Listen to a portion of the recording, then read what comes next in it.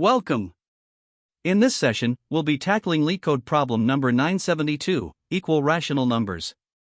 This problem challenges us to determine whether two strings representing rational numbers are mathematically equal. Let's dive in and explore efficient approaches to solve this. The problem we're tackling is to determine if two rational numbers, represented as strings, are mathematically equal. These numbers can be given in various forms, such as non-repeating decimals, repeating decimals, or a combination of both.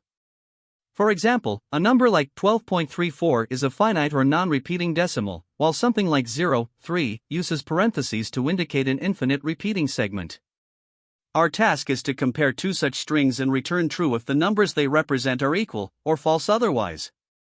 This involves understanding their mathematical equivalence, even when the representations differ, like when one is written as a repeating decimal and the other as a truncated version of the same value. Now, let's look at a concrete example to understand this better. Suppose S is 0.52, and T is 0.525252. The first string, 0.52, represents the repeating decimal 0.525252, which goes on infinitely. The second string, 0.525252, explicitly writes out the repeating part up to 6 decimal places. Despite being written differently, both represent the same mathematical value, so the output for this case would be true. This illustrates how the problem requires us to interpret the repeating notation and compare it to other forms of the same number. In another example, consider S as 0.16666 and T as 0.1667. Here, S represents the infinite repeating decimal 0.166666, while T is a finite decimal 0.1667. Even though the two numbers look similar at first glance, they are not equal mathematically. 0.166666 continues indefinitely, while 0.1667 stops after 4 decimal places. Therefore, in this case, the output would be false. This demonstrates the importance of carefully handling the infinite nature of repeating decimals when comparing them to finite representations. Another interesting case is when S is 1.0 and T is 1. Here, S explicitly includes a decimal point, indicating it's a finite decimal representation of the number 1. On the other hand, T is written simply as 1, which is also equal to the same value. Even though the formats differ slightly, they represent the exact same number, so the output in this case would be true. This emphasizes the need to recognize and handle different valid representations of integers and decimals. Finally, let's consider some edge cases that highlight potential challenges in the problem. First, numbers with different but equivalent representations, such as S equals 0.5 and T equals 0.50, should be treated as equal. Similarly, a repeating decimal like S equals 0.3, and its truncated version T equals 0.3333 must be recognized as the same. Integer comparisons, like S equals 1 and T equals 1.0, should also result in equality. However, cases involving completely different numbers, such as S equals 0.1 and T equals 0.2, or long repeating segments like S equals 0.1234, and T equals 0.123412341234, require careful handling to ensure accuracy. These examples underline the importance of fully understanding both the mathematical equivalence and the nuances of the representations provided in the input. To solve problem number 972, equal rational numbers, we need to determine if two string representations of rational numbers are equal. These numbers might involve non-repeating decimals, repeating decimals, or even a combination of both. The challenge lies in addressing various edge cases, such as infinite repeating decimals, trailing zeros, and the conversion between repeating and non-repeating forms. One approach we could take is the brute force method. Here, the idea is to manually expand the decimals by iterating through their repeating parts up to a high precision, converting both numbers into long sequences of digits, and then comparing them digit by digit. While this method is conceptually straightforward, it has significant drawbacks. It can be inefficient for long repeating sequences, it is prone to floating point precision errors, and it struggles to handle infinite repeating decimals accurately. This makes it less viable for a problem that requires robust precision and efficiency. Another approach involves using mathematical conversion to represent repeating decimals as fractions. The intuition here is to rely on the mathematical formula for repeating decimals. For instance, a rational number represented as a.b, c, where c is the repeating part, can be expressed as a fraction, a.b plus c slash 10 caret length, c1. By converting both inputs into fractions, we can directly compare their values. This method is precise because it avoids floating point arithmetic and handles infinite repeating decimals effectively. However, it does require careful parsing of the input strings to identify both the integer and repeating parts, as well as accounting for edge cases like trailing zeros or missing repeating sections. A third potential approach is to normalize the decimal strings into a canonical form. This involves standardizing both numbers by stripping trailing zeros, identifying and handling periodicity for infinite repetitions, and then comparing the normalized representations. While this avoids heavy mathematical operations and is relatively straightforward to implement, it requires accurate string manipulation and can be error-prone, especially with complex edge cases. The strategy we've chosen is the mathematical conversion approach due to its precision and reliability. By converting both numbers into fractions, we can handle infinite repetitions and edge cases with mathematical accuracy. For example, the repeating decimal 0, 3, can be expressed as the fraction 1/3, and the non-repeating approximation 0.333 also evaluates to 1/3, making it straightforward to verify their equality. A key observation here is that repeating decimals can always be represented as fractions, and checking equality between fractions is efficient and precise. This approach also eliminates the possibility of floating point rounding errors, ensuring correctness even for tricky cases like trailing zeros or mixed repeating and non-repeating forms. While fraction comparison involves slightly more involved parsing and conversion logic than string-based approaches, the trade-off is worth it because of the mathematical correctness and robustness it offers. The mathematical conversion approach strikes a balance between precision and complexity, making it the most reliable solution for this problem. It avoids the pitfalls of floating point errors by relying on exact arithmetic with fractions and guarantees correctness for all valid inputs. By handling infinite repetitions directly and addressing edge cases with mathematical rigor, this approach ensures that the solution is both accurate and efficient. This makes it the ideal strategy for solving the equal rational numbers problem. The problem at hand is to determine whether two strings representing rational numbers are mathematically equal. Now, these numbers can take different forms. For example, they might be non-repeating decimals like 1.25, repeating decimals such as 1 and 3, or even a combination like 0.16. To solve this, the first step is to parse the input strings and convert them into a consistent format that can be easily compared. This involves splitting each string into three distinct parts: the integer part, which comes before the decimal point, the non-repeating part, which appears after the decimal point but before any repeating section, and the repeating part, which is enclosed in parentheses, if it exists. If the input has no parentheses, we simply treat the decimal part as fully non-repeating.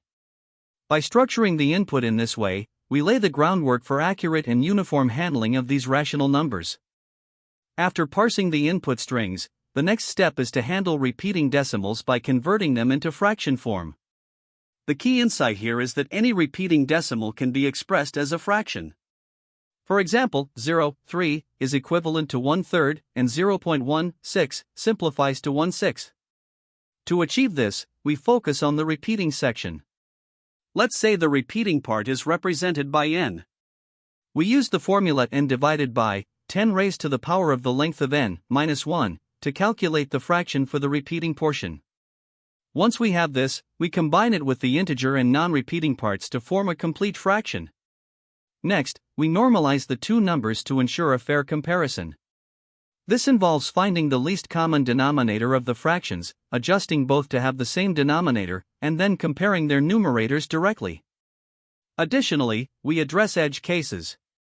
For example, numbers like 1.2500 and 1.25 should be treated as equal by trimming unnecessary trailing zeros. Similarly, infinite repetitions such as 0, 9 must be interpreted as 1, and we also ensure mixed representations, like a finite decimal compared against a repeating one, are handled correctly. Key insights emerge from this approach. First, the fact that any rational number, including repeating decimals, can be converted into a finite fraction is central to rigorously handling infinite repetitions. By working with fractions, we avoid the pitfalls of floating point arithmetic and maintain precision throughout. Another important aspect is precision normalization, where we compare numbers by expressing them with the same denominator. This eliminates rounding errors that could arise with other methods. Parsing the input strings correctly is also crucial, as breaking them into integer, non-repeating, and repeating parts simplifies the conversion process significantly. To support the algorithm, we use strings to parse and temporarily store the components, fractions to store the final normalized numbers, and key operations like string manipulation and arithmetic calculations on fractions. Optimizations further enhance performance, such as avoiding floating-point arithmetic altogether, trimming unnecessary zeros in the input to reduce redundancy, and pre-computing common repeating fractions like 1/3 or 1/7 for faster lookups. Finally, let's analyze the complexity of this approach. The time complexity for parsing the input strings is O(n), where n is the length of the input. Converting repeating decimals into fractions requires O(k), where k represents the length of the repeating part. Normalizing the fractions involves finding the least common denominator, which can be done in O log m, where m is the product of the denominators. For space complexity, we need O(n plus k) to store the parsed strings and intermediate results. This ensures that the algorithm is efficient in both time and space while maintaining precision and accuracy throughout the process. Here, we are implementing a solution to check if two given strings representing rational numbers are equal. First, we import the fraction class from Python's fractions module, which allows us to handle fractional arithmetic precisely. Then, we define the main function, isRationalEqual, which takes two string inputs, s and t. Inside this function, we define a helper function, convert_to_fraction, to convert each string into a fraction object. Within convert_to_fraction, we first handle the case where the number does not contain a repeating part. This is the simpler case, where the number can directly be converted into a fraction using Python's built-in handling of strings like 1.25. For numbers with repeating decimals, such as 0.16, we split the number into its integer part and fractional part using the split method. The fractional part is further divided into the non-repeating and repeating segments. The repeating segment is extracted by stripping off the parentheses. Next, we calculate the base fraction using the integer part combined with the non-repeating segment, if it exists. If there's no non-repeating part, the base is just the integer part. This base fraction represents the portion of the number that doesn't repeat. We then calculate the fractional value of the repeating segment. First, we determine its length and convert the repeating digits into an integer. Using this, we create a fraction where the numerator is the integer value of the repeating segment, and the denominator is derived from the formula 10 raised to the power of the repeating length minus 1. This formula accounts for the repeating nature of the decimal. If there is a non-repeating segment, the repeating fraction is further adjusted by dividing it by 10 raised to the length of the non-repeating part, effectively shifting the repeating part to the correct decimal position. Finally, we add the base fraction and the repeating fraction together to get the full fractional representation of the number and return it. Once both input strings are converted to fraction objects using the convert_to_fraction function, we can directly compare them using the equality operator. This is because Python's fraction class supports precise arithmetic and comparison, ensuring that two numbers are considered equal only if their fractional representations match exactly. The result of this comparison is returned, completing the implementation. Here, we begin the Java implementation of the solution. The main method, isRationalEqual, takes two strings, s and t, representing the two rational numbers we need to compare. It relies on a helper method, convert_to_fraction, to convert each of these strings into a fraction object, and then checks if the two resulting fractions are equal. The convert_to_fraction method handles two cases, non-repeating decimals and repeating decimals. For non-repeating decimals, like 1.25, it directly initializes a fraction object with the given value. For repeating decimals, like 0.16, the function splits the number into its integer, non-repeating, and repeating parts. Using these components, it constructs a base fraction from the integer and non-repeating parts. The repeating portion is then parsed separately into a big integer for further processing. The next step is to handle the repeating portion of the decimal. First, we calculate the denominator for the repeating part by subtracting 1 from 10 raised to the power of the repeating sequence's length. Using this denominator, we create a fraction object representing the repeating portion of the decimal. If there is a non-repeating part, the repeating fraction is scaled down by dividing it by 10 raised to the length of the non-repeating segment. Finally, we add this repeating fraction to the previously created base fraction, combining these parts to represent the full value of the original repeating decimal. The fraction class is then introduced, with its constructor accepting a string to initialize its numerator and denominator. For non-decimal inputs, the numerator is set directly, and the denominator is set to 1. For decimals, the constructor splits the input into integer and fractional parts, computes the combined numerator, and sets the denominator as 10 raised to the power of the fractional length. This ensures accurate representation of the number. The fraction class also includes a constructor that accepts a numerator and denominator directly, along with a simplify method. The simplification process uses the greatest common divisor, or GCD, to reduce the fraction to its simplest form by dividing both the numerator and denominator by their GCD. Additionally, the class provides arithmetic operations such as add, which allows two fractions to be added together. The add method calculates the new numerator by cross-multiplying the numerators and denominators of the two fractions and adds these values. The new denominator is simply the product of the two denominators. The method then constructs and returns a new fraction object representing the result. There is also a divide method, used to divide the fraction by a big integer divisor. This is achieved by multiplying the denominator by the divisor and returning a new simplified fraction object. Finally, we implement the equals method to determine whether two fraction objects are equivalent. This method checks if the given object is an instance of the fraction class and then compares the numerators and denominators for equality. This ensures that two fractions are only considered equal if both their numerators and denominators match exactly. The hashcode method is also defined, which generates a hashcode based on the numerator and denominator. This is particularly useful for using fraction objects in hash-based collections like hashmaps or hash sets. These methods together ensure that fraction objects can be reliably compared and used in various contexts, completing the implementation of our solution for comparing rational numbers. To start, we need to convert the first number, 0.16, into a fraction. Since the string contains a repeating decimal, we can identify the integer part as 0 and the fractional part as 1/6. From here, we separate the non-repeating portion, which is 1, and the repeating portion, 6. The base fraction for the non-repeating part is calculated as 1/10. Next, for the repeating part, we note that the repeating sequence 6 has a length of 1. This allows us to compute the repeating fraction as 6 divided by 10 to the power of 1, which simplifies to 2/3. However, since the repeating portion comes after one decimal place, we divide it by 10, resulting in 1/15. Adding the base fraction, 1/10, and the adjusted repeating fraction, 1/15, gives us the final result of 7/30. Thus, 0.16 is equivalent to the fraction 7/30. Next, we convert the second number, 0.16666, into a fraction. This number represents a non-repeating decimal, which can directly be converted using Python's fraction class. The result is 1/6. With both numbers now in fractional form, we compare them, 7/30 versus 1/6. Simplifying 7/30 reveals that it is indeed equal to 1/6. Therefore, the two numbers are equivalent, and the result of the comparison is true. Now, let's handle the second example, comparing 0.2 and 0.200.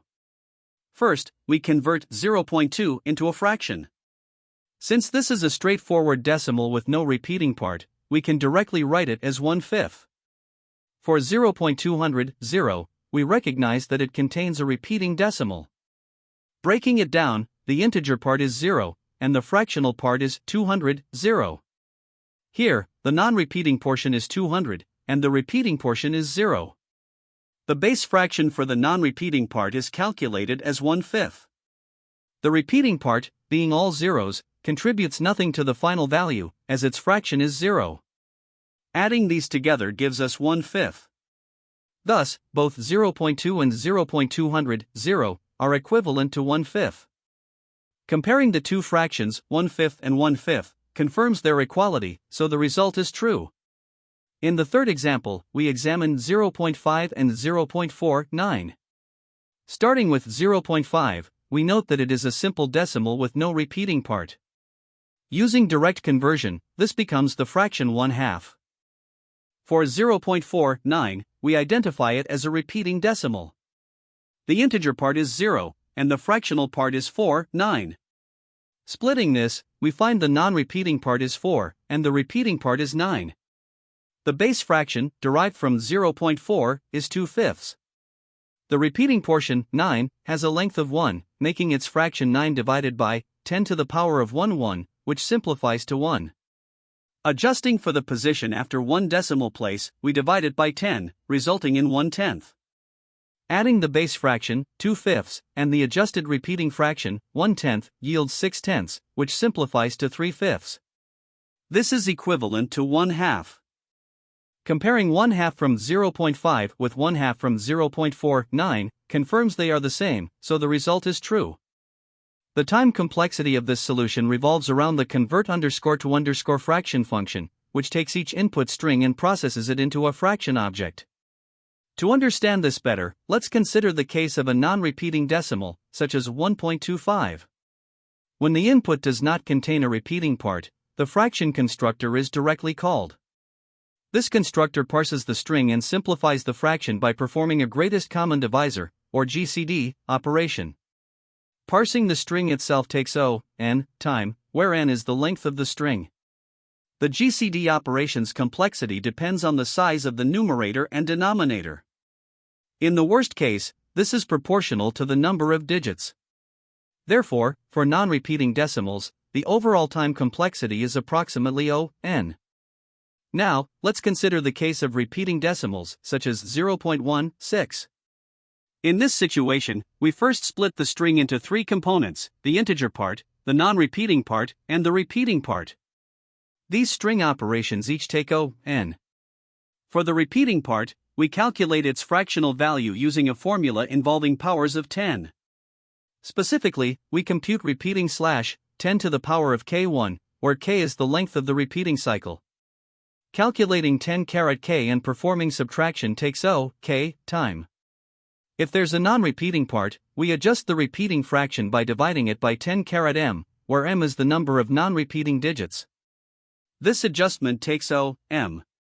Combining the non-repeating and repeating fractions involves fraction addition, which requires computing the least common multiple and the GCD. These operations are influenced by the size of the repeating cycle. Altogether, converting a repeating decimal has a time complexity of n plus k, where n is the input string length and k is the length of the repeating sequence. Finally, when comparing two numbers, we simply check the numerators and denominators of the reduced fractions. This comparison is 1, since the fraction class stores values in reduced form. The overall time complexity of the solution accounts for processing both input strings. Since the convert_to_fraction function runs once for each string, the total time complexity is twice its cost. Hence, the overall time complexity is n plus k, where n is the maximum length of the input strings and k is the maximum length of the repeating sequence in either string. Moving to space complexity, temporary variables are used to store components like the integer part, non-repeating part, and repeating part of the input string. These require space proportional to the size of the string, which is n. Next, the fraction object stores the numerator and denominator in reduced form. The space required here depends on the size of the numbers, which is proportional to the number of digits in the input. In the worst case, this is n plus k. Additionally, auxiliary space is used for intermediate computations, such as calculating powers of 10 or performing GCD and LCM operations. However, these contributions are minimal compared to the size of the input. When we look at the overall space complexity, it is dominated by the storage of the input strings and the fraction objects. This results in an overall space complexity of n plus k. To put things into perspective, let's compare this to a brute force approach. A naive method could involve directly expanding the repeating part of the decimal to a fixed number of digits and comparing the expanded strings. However, this would require 10 to the power of k operations for a repeating cycle of length k, which is computationally expensive and impractical for large K. The optimized approach we've implemented avoids this inefficiency by mathematically representing repeating decimals using fractions. This reduces the time complexity to O, n plus k, and the space complexity to O, n plus k, making it far more efficient than the brute force alternative. The solution's mathematical foundation lies in the fraction class, which ensures that repeating decimals are converted to their exact fractional representation. This guarantees that equality checks are performed on reduced numerators and denominators, ensuring accuracy. The big O complexity we've derived is justified by the linear processing of the input strings and the logarithmic operations involved in GCD and LCM calculations. These operations are bounded by the size of the input, which confirms the efficiency of the solution. When solving this problem, there are several common mistakes to watch out for. First, it's easy to overlook the fact that trailing zeros in non-repeating decimals don't affect the value of the number. For example, 0.500 and 0.5 are equivalent, but if you don't normalize these strings by trimming the trailing zeros, your solution might consider them different. Another common issue arises when dealing with repeating decimals. Misinterpreting the repeating part or failing to expand it properly can lead to incorrect results. For instance, 0, 3, and 0.333 are the same number, and you need to ensure your approach handles these equivalences correctly. Additionally, directly converting the strings into floating point numbers can introduce precision errors, especially for repeating or very small decimals, due to the limitations of floating point arithmetic. To avoid this, rely on string manipulation or fraction-based calculations rather than floating point math. Next, let's discuss the importance of accounting for edge cases. Edge cases, like handling the number 0, very large repeating decimals, or repeating sections with many digits, can often highlight flaws in your logic. It's critical to explicitly test for these scenarios to ensure your solution is robust. Another common inefficiency is expanding repeating decimals into long strings for comparison. While this might seem like a straightforward approach, it's computationally expensive and can lead to performance issues, especially with large inputs. A better solution is to use mathematical formulas or modular arithmetic to handle repeating decimals efficiently without unnecessary expansion. By doing so, you can significantly improve the performance of your implementation. Now, from an interview perspective, this problem is a great opportunity to showcase several key skills. Interviewers often look for your ability to recognize patterns in repeating decimals and simplify them, for example, by converting them into fractions.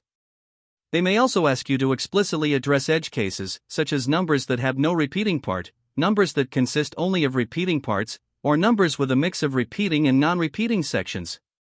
Efficiency is another critical area. Be prepared to explain why brute force methods, like expanding repeating decimals, are less optimal, and highlight how mathematical techniques like using fractions or modular arithmetic can achieve better results. Remember, clear communication is essential.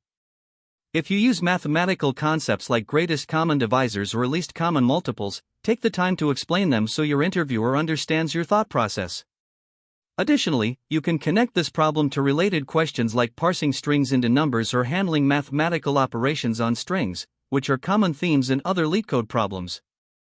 Finally, let's explore some alternative approaches to solving this problem. One effective strategy is fraction-based comparison. By converting both numbers into fractions and simplifying them, you can compare their numerators and denominators directly. While this method requires a solid understanding of greatest common divisors and least common multiples, it avoids inaccuracies caused by floating point arithmetic. Another approach is to expand repeating decimals just far enough to detect cycles using a hash set. This method avoids unnecessary computation while ensuring accuracy, though it can be more complex to implement. A third option is to perform direct string manipulation, normalizing both strings by trimming trailing zeros and expanding repeating parts to a fixed length. This method is simpler to implement, making it a good starting point, but it may not be as efficient when working with very large repeating sections. Each of these approaches has its trade-offs, so choose the one that best balances simplicity, efficiency, and accuracy for your specific use case. Great job!